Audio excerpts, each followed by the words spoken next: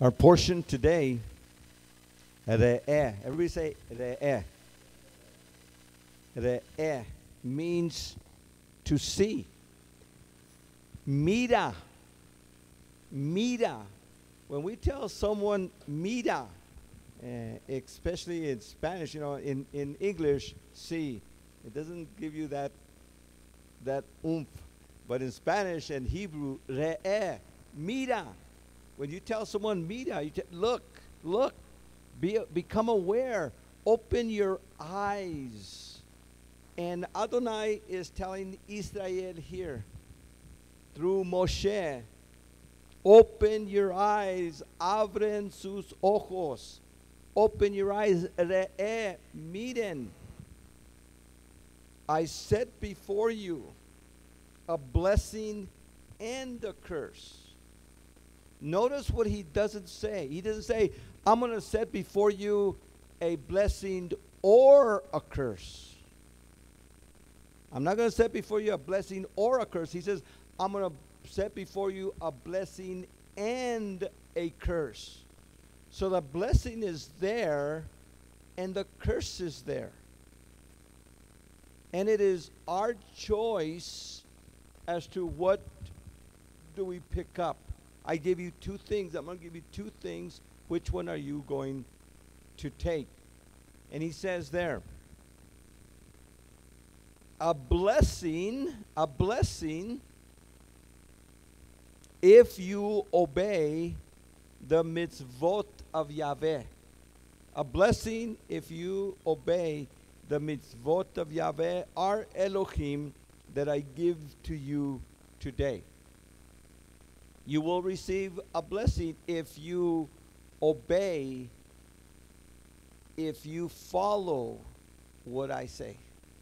And again, Adonai has used Moshe here to be the one that Adonai uses to speak to the people. Adonai is always looking for someone, a man, to speak to his people. And over here, Moshe is the one who Adonai is using. If you disobey,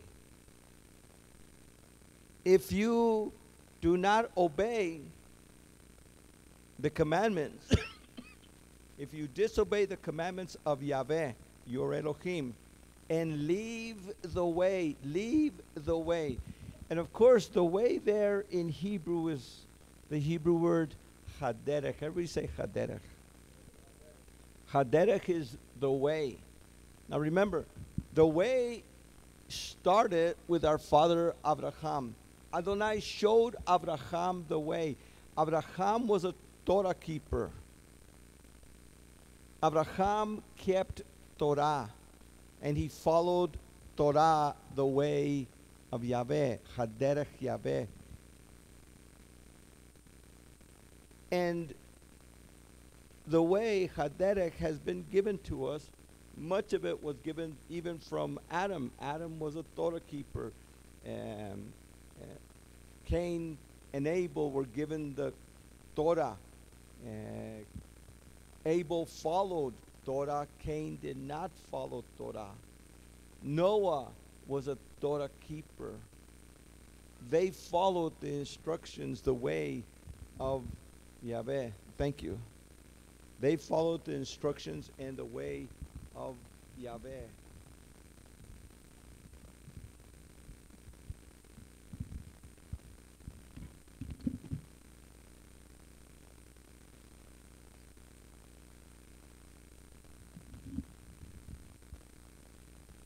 Thank you, brother. And here, through Moshe, I give you a blessing and a curse, Yahweh says. A blessing if you obey, a curse if you disobey.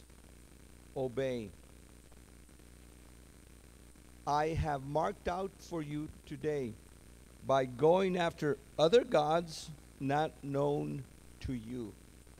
So, one of the main aspects of leaving the way, the first and primary, in fact, the first and second of the commandments have to do with other gods, other Elim. Elim, other gods that are not Elohim, that are not Yahweh. You shall not have other Elohim before my face. I hope that every one of you got one of these little 10 commandments. Is there anyone that didn't get one? If you did not get one, and we have some, and in fact, there's a couple here, maybe. Leon, can you pass some of these? If you didn't get one, maybe you could get, these are the 10 commandments. And the first 2 commandments have to do, you shall not have other Elohim before my face.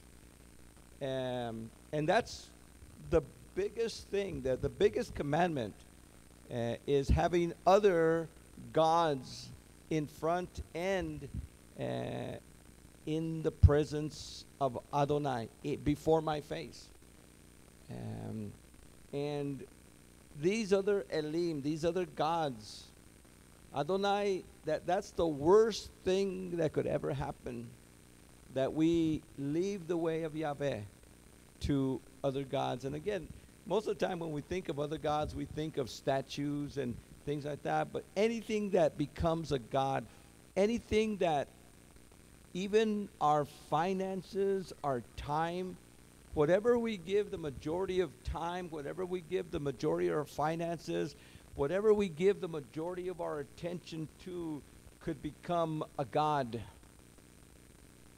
And there are gods of mammon and all these things that are there that Adonai wants us to get away from. And again, Adonai sets these blessings and curses there. Starting in chapter 12, verse 1, Adonai recapitulates the mishpatim and the hukim. He says, now these are the mishpatim, these are the hukim that you must keep and observe in the land that Yahweh your Elohim gives you. And remember, everything of our ancestors was always tied to the land, to Israel. If we keep the commandments, we will keep the land. If we disobey the commandments, we will not keep the land. We have disobeyed the commandments, so we are out of the land. Even though Israel right now is a nation, we still don't have the land.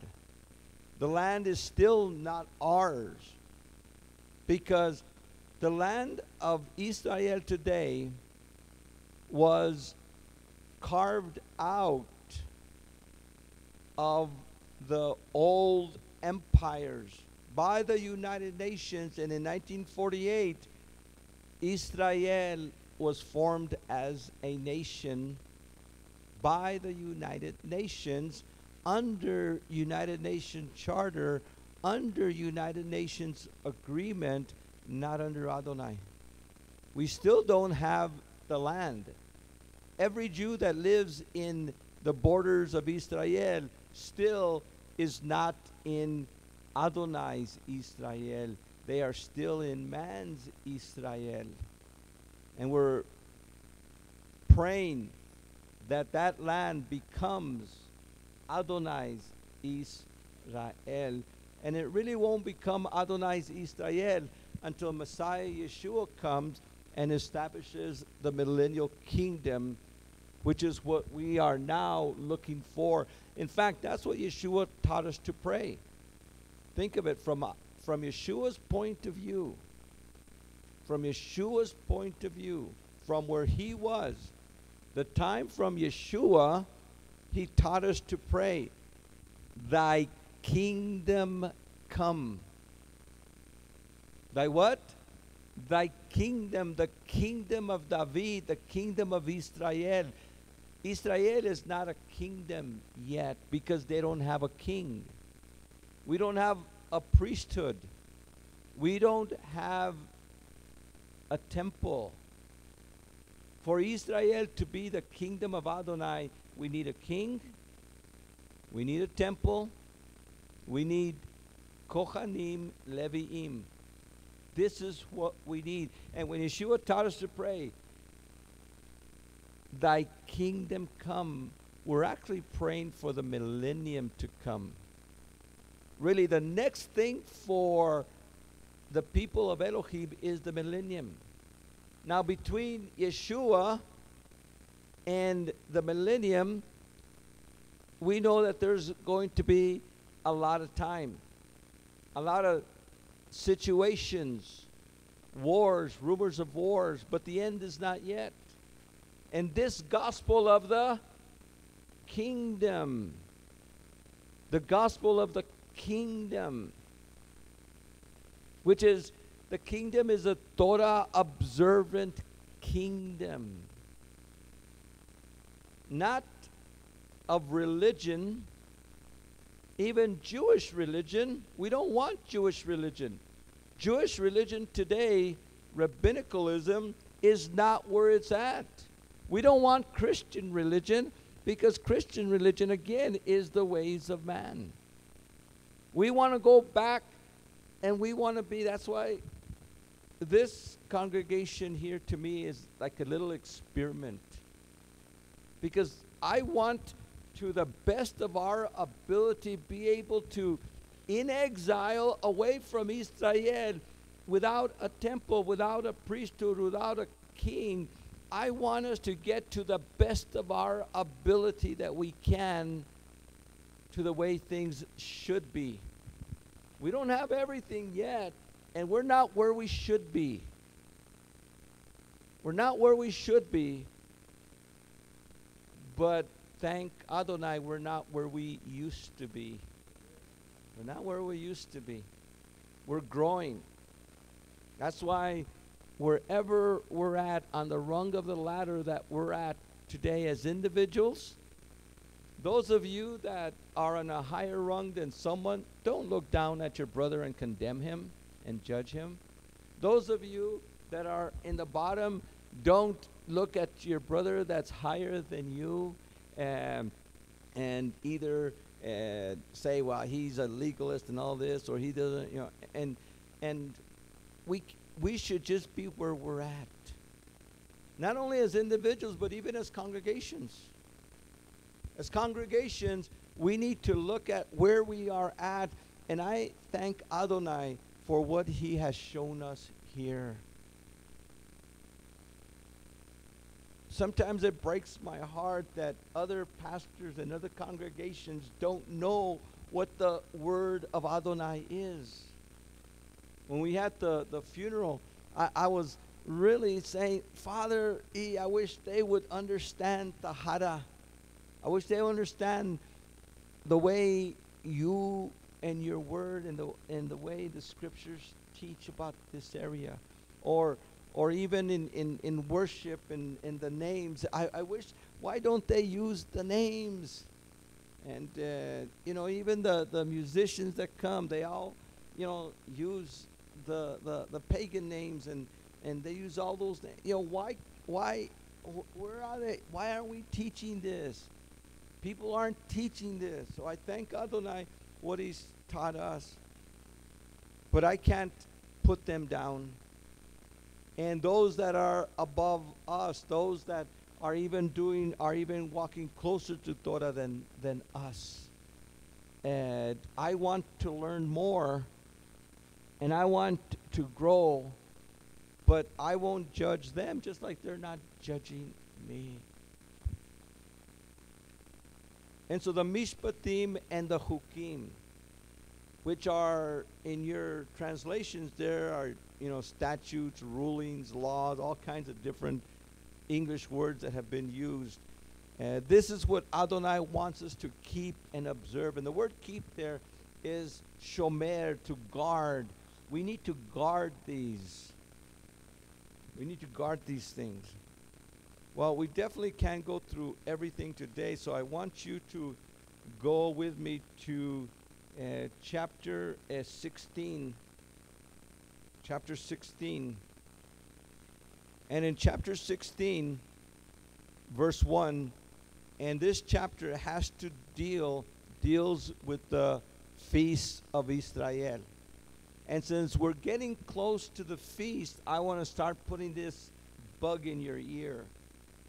One of the Mishpatim Hukim, the protocols for the feast are very important.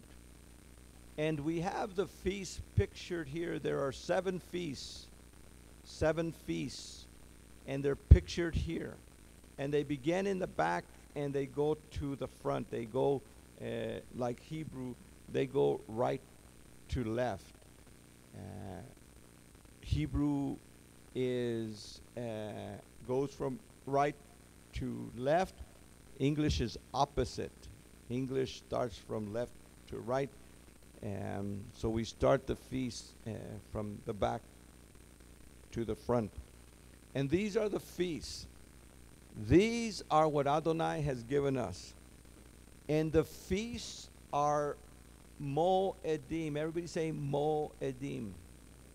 A Moed is an appointed time. The word Moed means appointed time. It's a appointment, a reservation. Un Moed es una cita que Adonai nos dio. Y estos Moedim, estas fiestas son 7 citas, 7 tiempos apuntados, sagrados, 7 appointed holy days that Adonai has given us. And the purpose of these 7 feasts are to present Yeshua, the Messiah, to the world. These Moedim were actually began in Genesis 1:14. There in Genesis 1:14, on the 4th day of creation, when Adonai made the sun and the moon and the stars, he said, the sun, the moon, the stars, these are your calendar for the Moedim. These are the pointers, the otot, he says. These are the signs, the pointers for the Moedim, for the appointed times. And of course, Leviticus 23 is where you have all of them, detailed, all of them. Over here, it just gives us a little summary. Remember, Deuteronomy is a summary.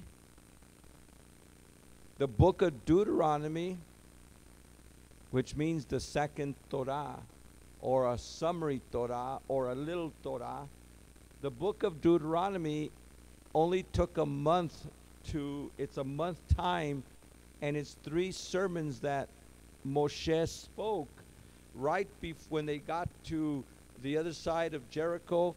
They stopped there in Mount Pisgah in Nebo, and Moshe preaches 3 sermons to the people before they go over, and Moshe, we're going to see, goes home to be with Adonai, and they're kind of like reminder summary. So everything in Deuteronomy is a summary book of everything that happened in the last 40 years.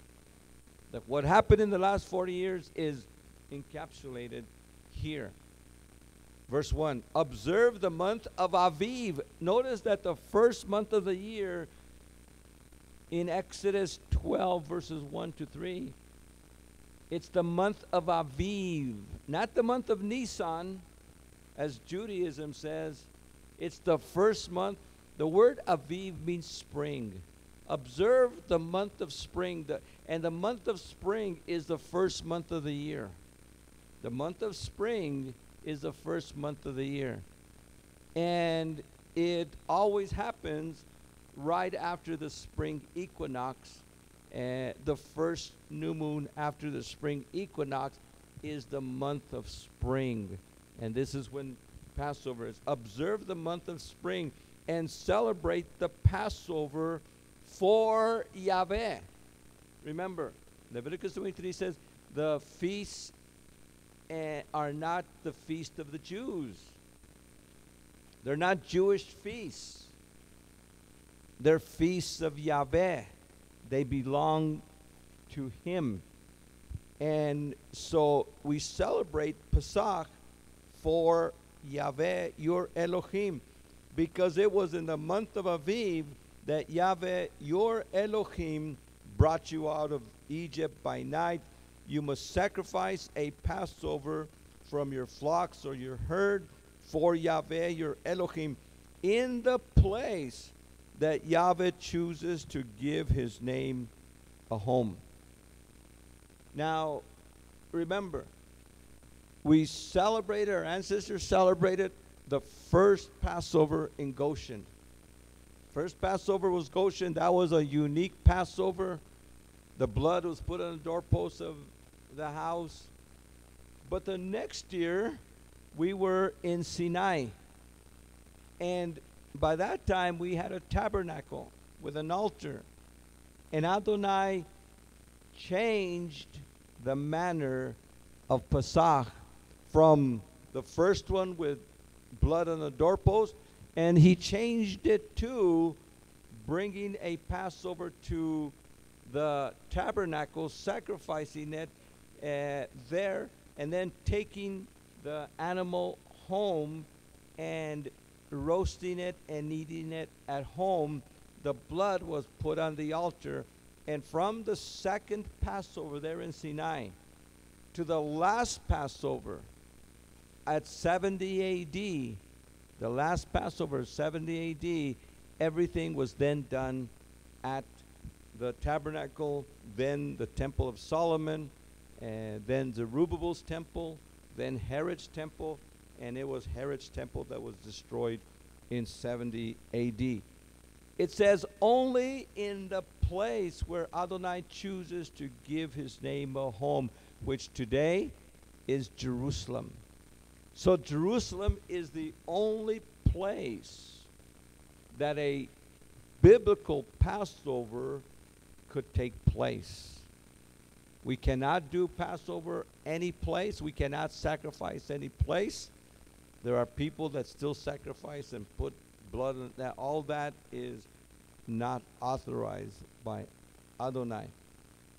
And then he goes on to say, you must not eat leavened bread. For 7 days you must eat it with unleavened bread, the bread of emergency. For it was in great haste that you left the land of Egypt. For 7 days no leaven must be found.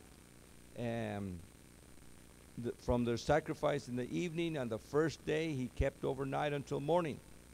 And again, he emphasizes this, watch. You may not sacrifice the Passover in any of your towns that Yahweh your Elohim gives you, but only in the place where Yahweh your Elohim chooses to give His name a home. Yerushalayim again. So Jerusalem is the only place where Passover can be done. It says, it goes on to there. There you must sacrifice the Passover in the evening at sunset. And this is one of the reasons, by the way, when, a lot of people say, well, the Passover was sacrificed at 3 p.m. No, the Passover was not sacrificed biblically at 3 p.m. In the time of Herod's temple, the Pharisees and the Sadducees had taken liberties with Torah, with the word of Elohim, and they were doing all kinds of stuff. In fact, they changed the day. In fact, today, if you go to most people, they do the Passover Seder, they do it on the 15th instead of the 14th. And people change it to their convenience. No. On the 14th of Aviv, in the evening at sunset, in the evening, Erev, at sunset. Now, another place says between the two evenings. Between the two evenings is at sunset. The first evening begins at sunset. The second evening begins when we see two lights, a witness of two stars, and then a confirming witness of three stars. When you see three stars, that is night. Night does not begin until three stars appear, because the sun's rays on the sky, even though right now, if you're to look, you see a blue sky, there's actually stars up there. But we don't see them. Just like if you have a little flashlight and you have all the lights on, you can't see the light of the flashlight because there's too much light brighter than the flashlight. But you turn all the lights off, and what do you see? The flashlight. There's stars up there, but we don't see them. The Milky Way is right there, but we don't see it because of the sun. But when the sun goes down, all of a sudden, you start seeing the lights as it goes over the horizon, and then it goes over 20, 30, 40 miles above the horizon, our present horizon. Then all of a sudden we see two stars. And today, night begins when all your garage lights automatically turn on, and the street lights turn on, and they all turn on automatically. Think of it. They turn on at the same time because they have sensitivity to light. And when it starts getting darker and darker, and all of a sudden they start turning out all over the city. You must sacrifice the Passover in the evening at sunset. So at sunset, when the sun set, in between the two evenings, biblically is when the Passover was sacrificed. And then it was taken home, it was roasted, and sometimes they didn't start eating the Passover meal until about 11, sometimes even 12 o'clock. Rabbinically, some rabbis say that you can't eat the startup after 12, but in biblical times, they didn't have all those legalistic laws that rabbinicalism has come up with. So at sunset, you sacrifice it. You must cook it, eat it in the place your Elohim chooses. And in the morning you are to return and go to your tents. For 6 days you shall eat unleavened bread. On the seventh you shall have an assembly for Yahweh your Elohim, and you must do no work. And so Adonai gives us some protocols here for how to do the Passover. Now remember, Adonai gave us his Passover, and Adonai changed from the doorpost to this. Adonai has made some changes. Now, we're going to see here that he tells us you cannot change Torah. You cannot add or take away from Torah. You cannot go from the right or the left from Torah. But one thing about Adonai is sovereign. And Adonai in every generation has given us what we call progressive revelation. He didn't give everything to Adam. Think of it. Adam only had a few commandments. First of all, he had the commandment to be fruitful, multiply. He had the commandment to get married, and Adonai blessed that first marriage. He had the commandment not to eat. He disobeyed that, and he suffered for a death. Cain and Abel had commandments. They had Torah. They had the Torah of tithing. And the first murder occurred because Adonai blessed the tither, and the non-tither, Adonai did not bless him, so the non-tither killed the tither and that's Torah. And again, Noah had Torah.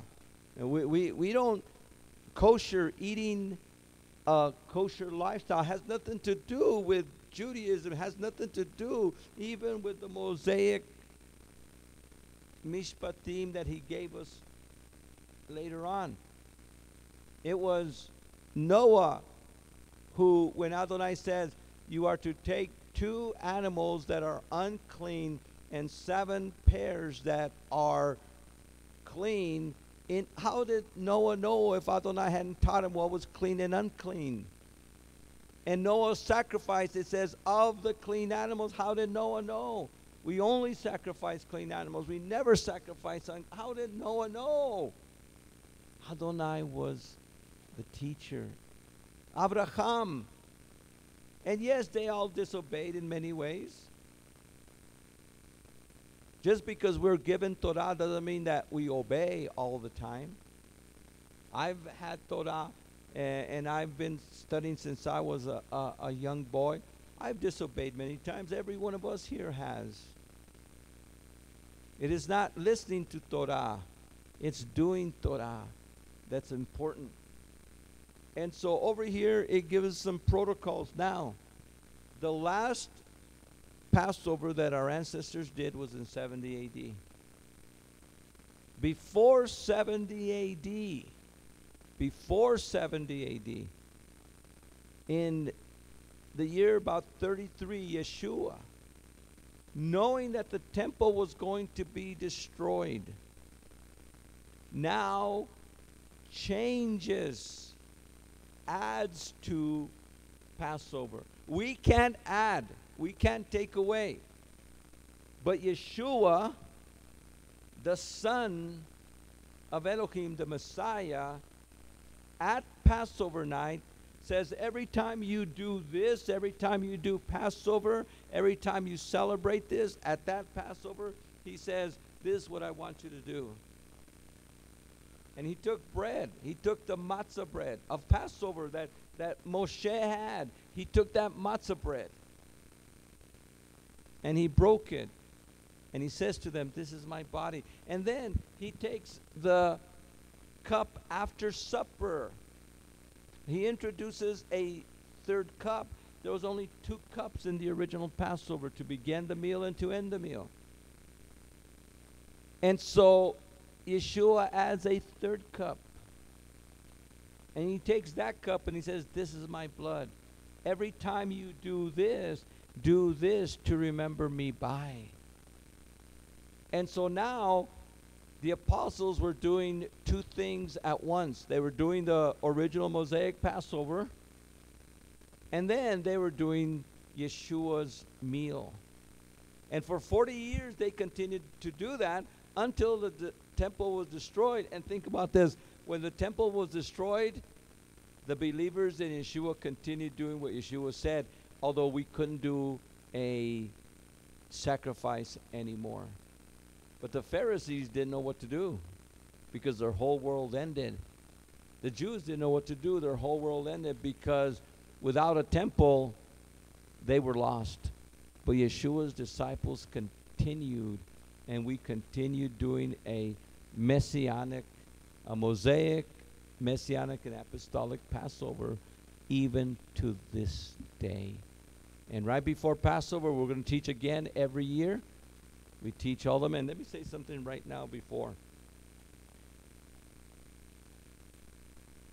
We do not accept congregational Passovers, congregational Seders. Do not go to a Seder if it's for the congregation. It should only be done at the home with believers only. Passovers at the home with believers only. And we'll teach more about that. And verse 9, you are to count 7 weeks, counting these 7 weeks from the time you begin to put your sickle into the standing grain. You must then celebrate the Feast of Weeks for Yahweh your Elohim. And the Feast of Weeks is the Feast of Shavuot or Pentecost. Pentecost is the Greek name. And so that's the second major feast that we are to celebrate again. Verse 11, you must rejoice in the presence of Yahweh your Elohim in the place where Yahweh your Elohim chooses to give his name a home. And there it says you are to, again, bring your gifts and celebrate with your son, your daughter, your servants, and the Levite who lives in your town, the stranger, the person who has the Gentile who has accepted the way of Yahweh. It's called in Hebrew, it's a Gerim. The English word foreigner or stranger does not do justice to the word Gerim. And then it says there that remember that you were slaves in Egypt. And so there it says to do that. By the way, watch what verse 11. With the orphan also and the widow among you. Celebrate the Feast of Tabernacles, the third major feast, Sukkot, for 7 days at the time when you gather in the produce of your threshing floor and your winepress. You must rejoice at your feast, you and your son and your daughter again, and to these that are also there. 3 times a year, verse 16.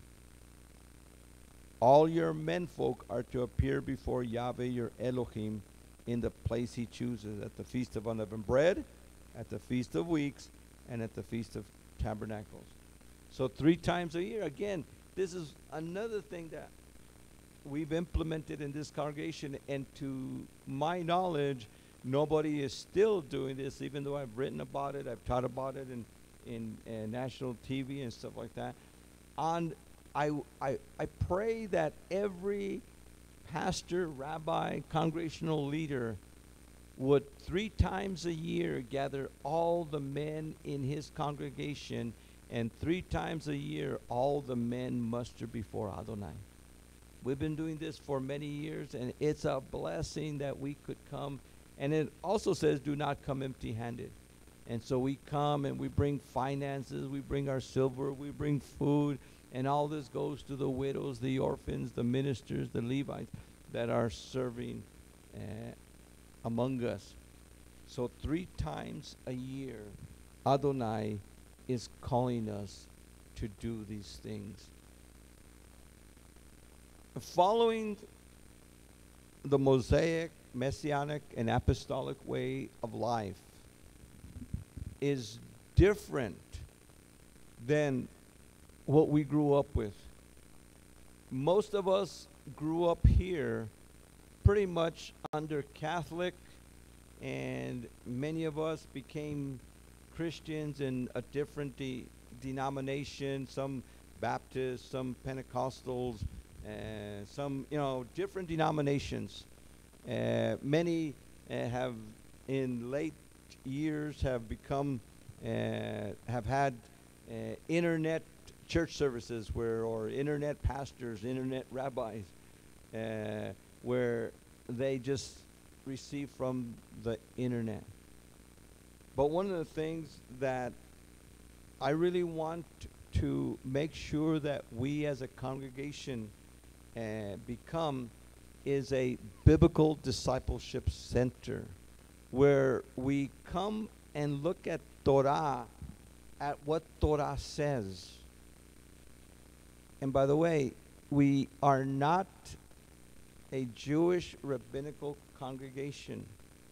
So we always encourage people that sometimes we have people that have come from rabbinical, really strong rabbinical places, either traditional or even Messianic Judaism, and want to come and bring in a lot of rabbinical or a lot of laws from the rabbis in. And we don't want that. A lot of times people come from, again, and this is the hardest, from the different denominations. That we, have people from different, where they've studied in the different denominations, Baptist, Pentecost, all these, and then they want to bring some of those man-made traditions into what Adonai has opened our eyes. Re'eh.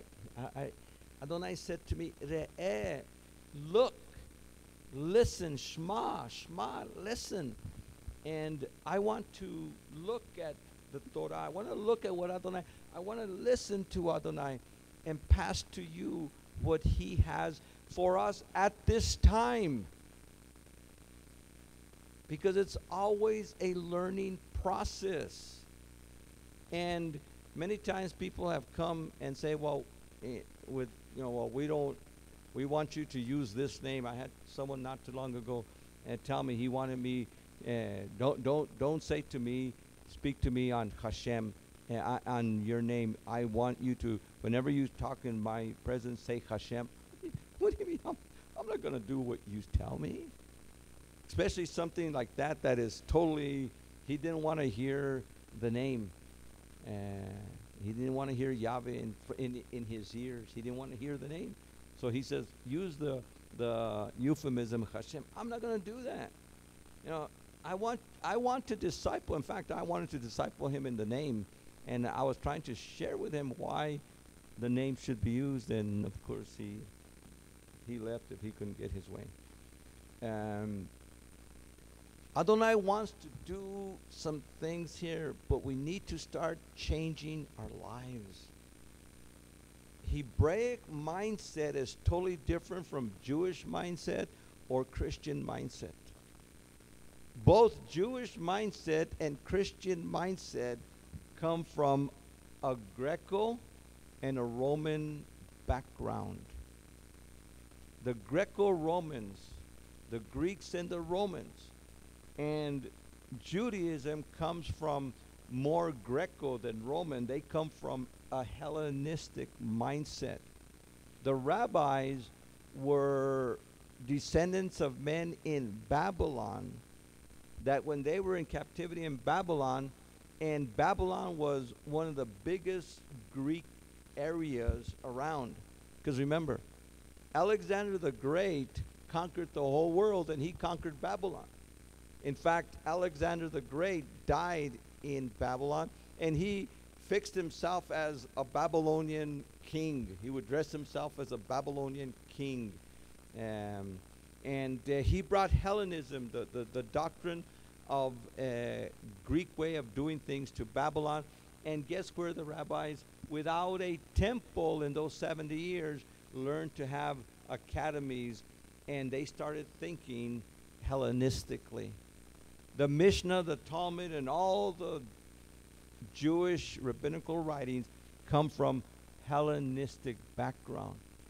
Maimonides, one of the greatest of the rabbis from the Middle Ages, was a follower of Aristotle and Aristotelian Platonic philosophies, and trying to combine wanted to combine Aristotle and Plato with Torah. You can't do that. That's a hybrid. So Judaism is hybrid. Christianity has been hybridized with the paganism of Roman culture. In fact, even to this day, some of the Roman names of dioceses and parishes, these come from actual civil Roman law. So we have to be careful with what Judaism has taught. We have to be careful with what Christianity has taught. And what we need to do is start saying, what does Torah actually say? And it takes years to study and to develop that mindset. To start thinking like a Hebrew. Start thinking like Yeshua would have taught. Start thinking like the apostles would have taught. Not like what the Romans think or the Greeks think. And Western thought and culture is Greco-Roman based. In fact, Western thought and culture, Greco-Roman based philosophies, have infiltrated our schools, have infiltrated our governments, have infiltrated our financial areas, and that's why we as believers have a hard time in any of these areas. Because it is hard to implement a truly biblical, which will always be Mosaic, Messianic, and Apostolic. A biblical lifestyle follows the Torah completely, follows Messiah Yeshua completely, and follows what the apostle says from Genesis to Revelation. And that's what we want. The Mishpatim and the Chukim of Moshe, the Mishpatim and Chukim of Messiah Yeshua, the Mishpatim and Chukim of the apostles, all those are combined and one on top of the other. It's not this or this. it's this and this. And we have to look at what Yeshua said. We have to look at what the apostles, what Yeshua, and what Moshe says. And it's telling me, Akava. Let's stand. Father, we thank you for the opportunity that we have. A little bit of time, Father. An hour goes so fast. And so, Father, I pray that your Ruach HaKodesh might allow us to continue throughout the week, and that your people would go home and see if these things be so, Father. We give you honor and glory in Yeshua's name. Amen. Yeberechecha Yahweh vayishmerecha. Air Yahweh panav elecha vichunecha. Asa Yahweh panav elecha. Vayasem lecha shalom. May Yahweh bless you and keep you. May Yahweh make his face shine upon you and be gracious unto you. May Yahweh lift up the light of his countenance upon you and give you his peace. Shalom, shalom. Thank you. And Spanish at 5 o'clock, Brother Camargo is going to do excellent teaching today. Shalom, shalom.